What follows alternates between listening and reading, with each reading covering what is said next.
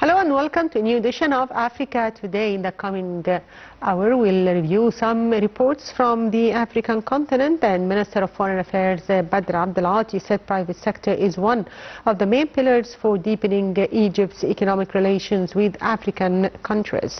Abdelati made remarks during a meeting with senior businessmen, private sector representatives and executives of Egyptian companies as parts of efforts to strengthen integration between economic diplomacy and the role of the private sector in supporting Egypt's economic presence across Africa.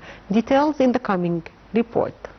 Minister of Foreign Affairs Badr Abdelati underscored the pivotal role of the private sector in strengthening economic partnership with Africa during a meeting with several leading business figures and representatives of the private sector and Egyptian companies in Cairo.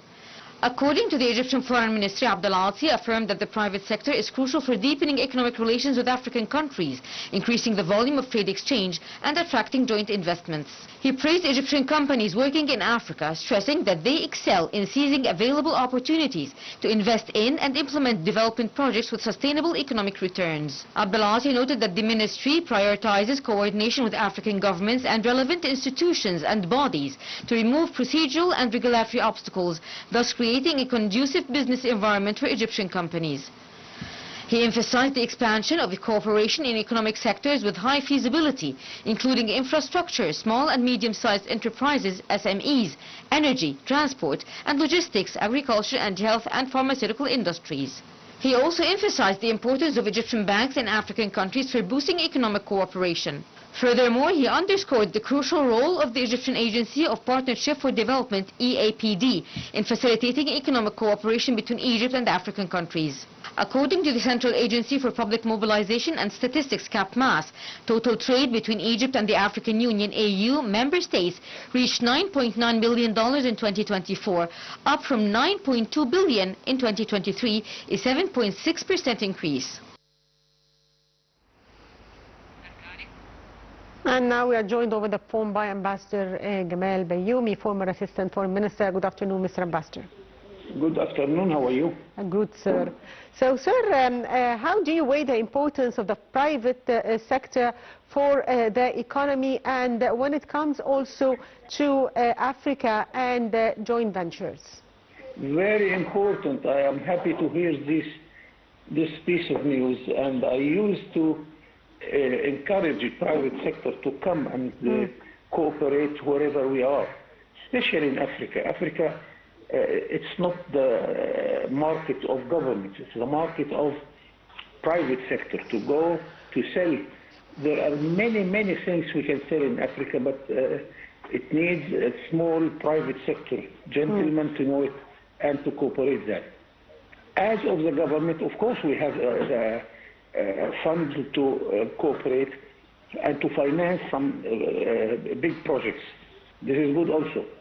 But now we are in the middle of deciding, even in our country, whether the private sector should take a lead role or the government will do all the job by itself.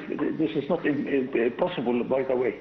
And we hope that the private sector should be encouraged to come forward and to participate in our development efforts.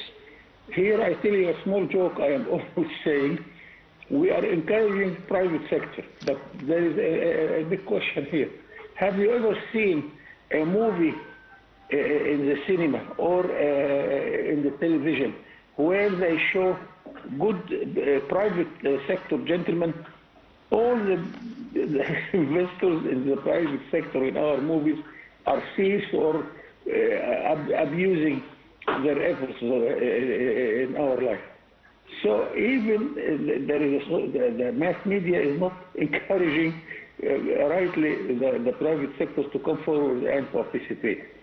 And we want to change this picture, of course, and we should do much more efforts to encourage the private sector, especially to go abroad, because most of our private sector leaders, they are happy with the big market of Egypt with 100 million inhabitants. No, we are telling them, but we have 1,000 million inhabitants in Africa.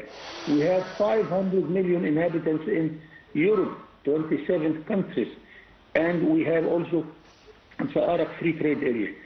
This needs a size of a businessman much more than the size we have now. All these dimensions we have to cover, and we have to make sure that everybody is doing this job in order to bring more and more investment in our country. So, sir, Foreign Minister Abdulati praised Egyptian companies for seizing opportunities to invest and implement development projects with sustainable economic returns. How would you elaborate on the statement and probably provide examples? Yes, this is very important also, and we have room enough to accelerate our efforts and enlarge it, whether in Egypt or abroad. There are small things we are importing without reason. Why should we import such small things or silly things while we can usually produce it? I see that there is a sort of a wave of the public opinion. They want us to produce wheat. Why especially wheat? Everybody is encouraging us to produce wheat, while wheat is not the best agricultural product which we should invest on. We are the most important producer of potatoes and exporter of potatoes to Europe, oranges, dates, and many things. We are really doing good job around it, whether with the European Union, with our association agreement, or with the Arabs. We have a free trade area with the Arab countries, and also with the African Union, where we have now a large African Union free trade area. So investment is the word. Why also? Because I always say, if you want to make trade more and more with Africa, you have to invest. Because 70% of what Africa is importing, or 70% of the Arabs importing, is not produced in their countries. And especially in three fields. First, the field of making machines. We do not produce any machines, although we are textile producer. Why don't we produce the machine of textile? Second, ways and means of transport. We do not produce cars, we do not produce ships, although we are larger area of exporting oil. Why don't we make our oil tanks? The third is very important, and I am not happy with it, which is food. There is a gap in the Arab world by $55 billion imports to cover our needs. So all these are examples of where we should invest and where we should expand our products. So, sir, one final question. What are your expectations for Africa's growth for 2026? I think we are at least on the right track. And with country in the size and the importance of Egypt, I think we can do much, much better than we are doing. And I am so happy as Egyptian that all the African countries appreciate Egypt, and we are the most accepted faith in Africa since long time, since the Pharaonic time, since Muhammad Ali Bashir, since Salah al-Din al-Ayyubi, and Gamal Abdel Nasser, of course, who led the efforts of the African countries in order to gain their liberty from the occupying countries.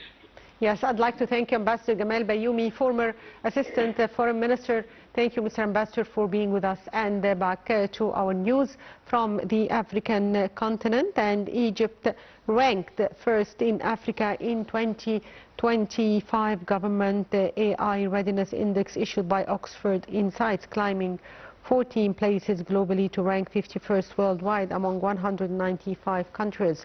The Ministry of Communications and Information Technology made the announcement, citing 2025 Government Artificial Intelligence Readiness Index published by Oxford Insights. Egypt scored 57.5 points in the 2025 index, up from 55.6 points in 2024.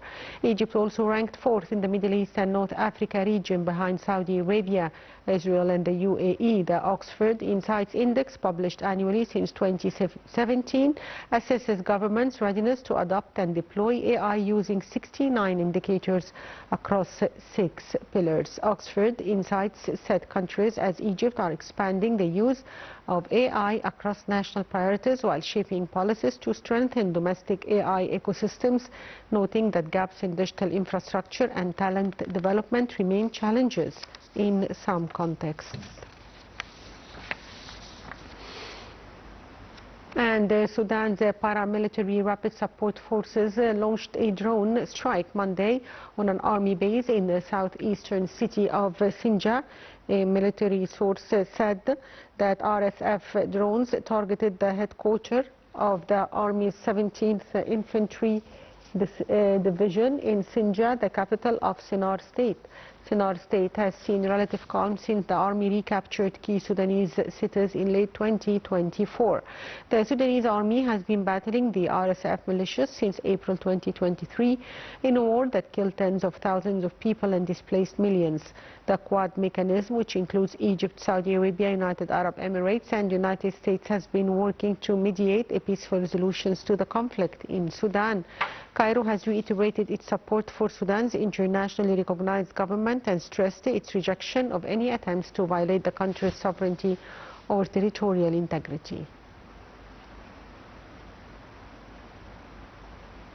And superstar Mohamed Salah is one step closer to realizing his long-held dream of winning the Africa Cup of Nations AFCON with Egypt at the Pharaoh's Chase, a record extending 8th continental title in Morocco.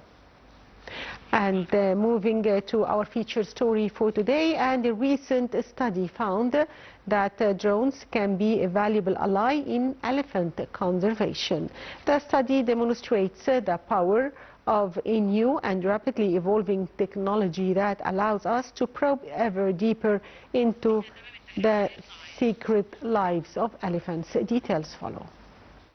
The study involving Oxford University researchers has found that drones can be valuable, non-invasive tool for observing the elephants' families and aiding long-term conservation efforts. This found that elephants can habituate remarkably quickly to drones, showing fewer signs of disturbance both during a single flight and after repeated exposures. The study has been published in Nature Scientific Reports. Once seen as a source of alarm, drones or unmanned aerial vehicles, UAVs, are now proving to be surprisingly elephant-friendly and a valuable research tool. Previously, the use of drones in elephant conservation has mostly relied on their power to disturb. With their buzzing propellers, which can sound like a swarm of bees, elephants reliably run from drones, making them a useful tool to drive elephants from croplands. This research demonstrates the power of a new and rapidly evolving technology that allows us to probe ever deeper into the secret lives of elephants. The new research published by Oxford University and Save the Elephants STE has concluded that elephants can learn to ignore drones, particularly when they are flown in a way designed to minimize disturbance. The researchers conducted 35 quadcopter drone trials on 14 individually known elephant families in northern Kenya's Samburu and Buffalo Springs National Reserves. About half showed signs of disturbance when first exposed, predominantly mild, such as lifting their trunks or pausing their activities.